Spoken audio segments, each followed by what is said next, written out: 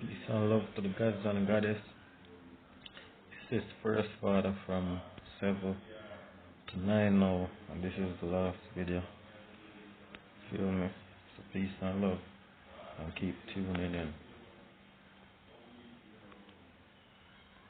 Our beliefs close the doors to our minds.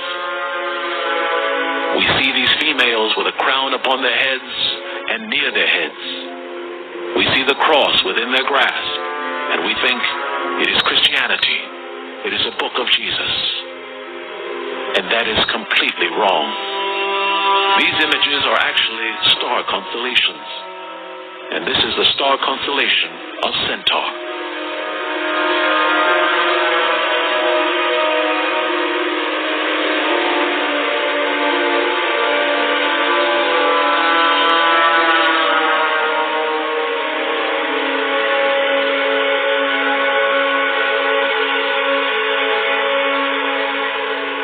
These are just women swimming in a strange pool. And these are women with their bodies inserted into a vine. Each of these things come together to tell you a story that you are not yet ready to hear. The women on every page are inserted into a vine or are swimming up a branch. Understanding this plant will lead us to the end of all knowledge. The knowledge of who we are. This plant is eerily similar to the Venus flytrap. And because this knowledge places our mind into the skies of Venus, we know it is merely a clue. There are plants all over the world, and they all rely on photosynthesis for nourishment. All but a few. Because some plants, like man, survive by eating meat, flesh. However, what is beneath this plant is what should capture your eyes. This is the sign of Orion. Notice its golden star and its faded design. A design you should be very familiar with, because this is found on the heads of First Father. This is Orion, and although our world has altered these images, this Orion has a very revealing penis, a penis that is also erect. And although the erect penis is found all over the ancient world, it was never worshipped as the historians would have you believe. It was never the sign of a Christmas tree. And this tree was never a phallic symbol. No. The erect penis is far more important than that. Because an erect penis only means one thing: seeds. Out of the body of man comes a seed that is planted into the fertile soil of a woman planted on this earth to give life to a male seed. In the ancient world, when a young boy came of age, his fathers would tell him to go, plant your seed, sow your royal oats, and find a mate. When our world began, the God of this world gave mankind only one commandment, and that is to multiply. Have as many wives and make as many children as you can. Be fruitful, multiply, and replenish our new earth. The reason we always need to replenish our earth is found in the mystery of the crop circles themselves. Aliens leave these intricate and important messages in fields of crops for only one reason, and it is a reason that will haunt you forever. They leave all of this technological information in fields of grain and fields of wheat because these stalks of wheat represent humanity. And no matter how beautiful the design or intelligent the understanding, no matter how important the knowledge, eventually the owner of the land will come and harvest it.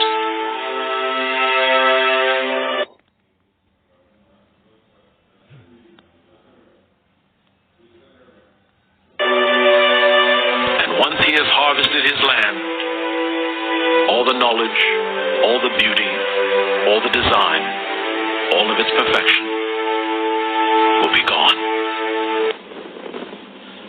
It is the reason that they choose crops. They represent human beings. And the harvesting of these crops also tell us the purpose of life.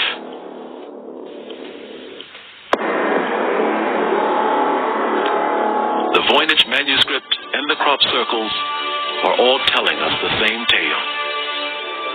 In this manuscript, there are great trees and great bushels, and they are all full and ripe. But then notice this plant, and also notice its seeds.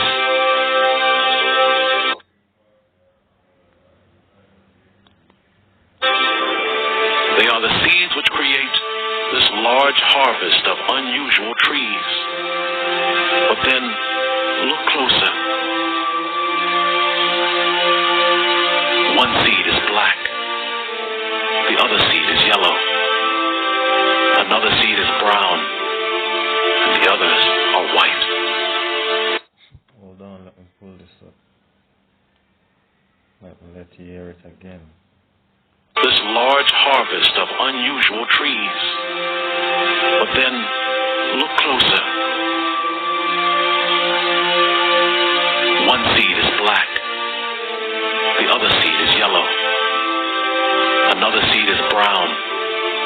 And the others are white.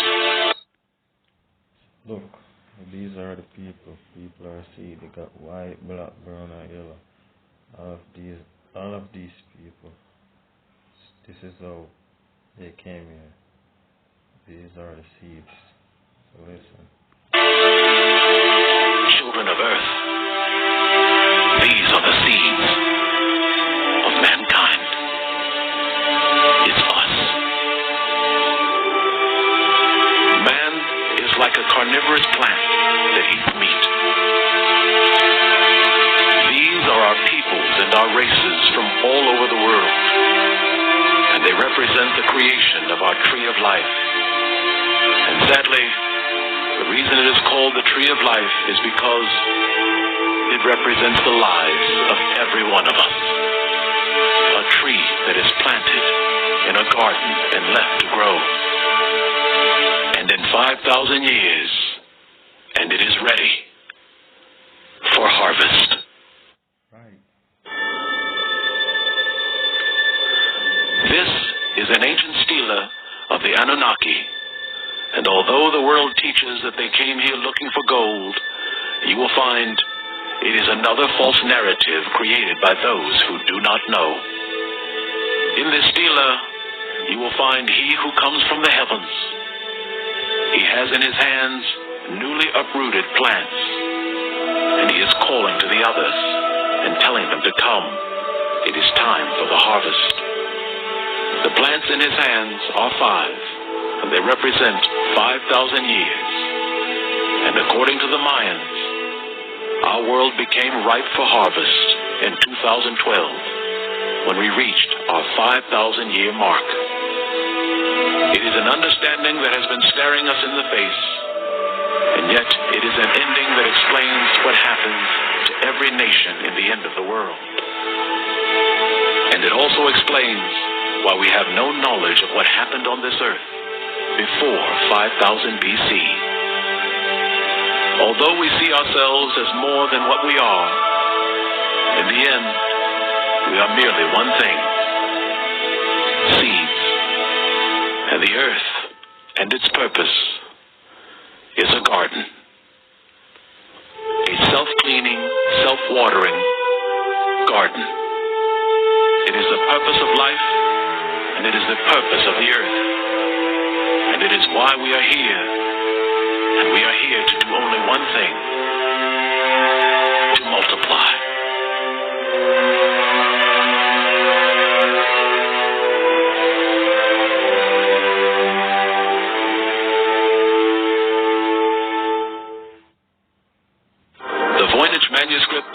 also tells us something powerful, something that can actually change our fate and change our outcome. And the answer is here. This is a plant, and it is called by the Voynich manuscript Centaurea.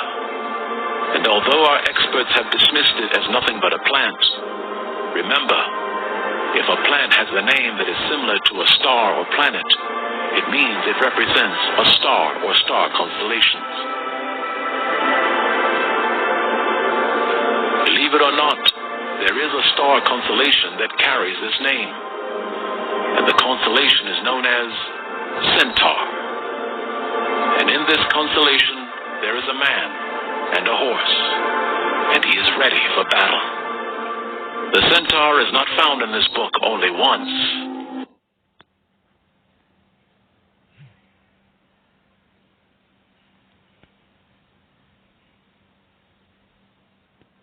It is ubiquitous. The Centaur is repeated over and over again, and in the 15th century, it is found everywhere.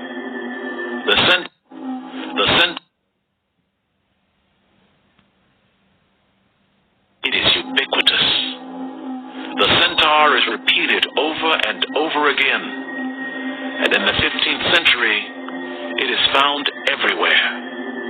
The Centaur and this constellation was so important to ancient man that they documented it in every way they could, because this constellation represents the end of the world, and an end that brings the harvest.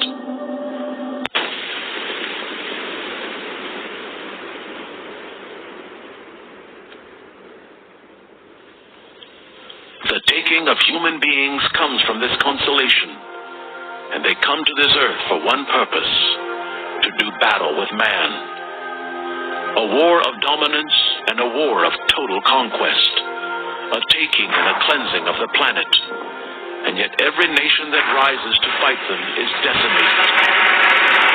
In the end, when Centaur comes to this earth, we will need God, and we will need great powers to fight on our behalf, for we have not the technology to war with them alone. This knowledge is found all over the ancient world, and yet in our day we find this knowledge to be absurd and impossible. This unintelligent repose is an example of why we are always behind the other civilizations that came before us. There is something out there. There is something that waits for us, and the hope is that we find them before they find us. Every nation on this earth has its ears trained to the skies, listening for Centaur and any sign of their coming or sign of alien life. To this day, we have never heard any sign of alien life, and no sign even of their existence.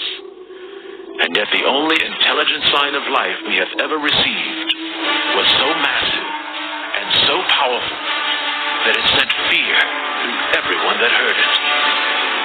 This alien signal was so powerful, everyone who heard it said, "Wow!"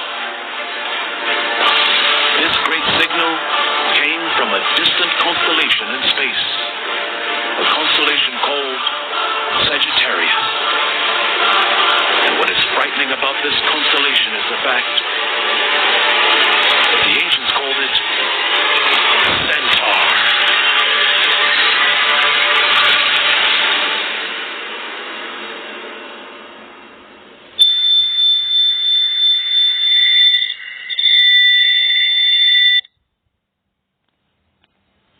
Peace and love, so that's it.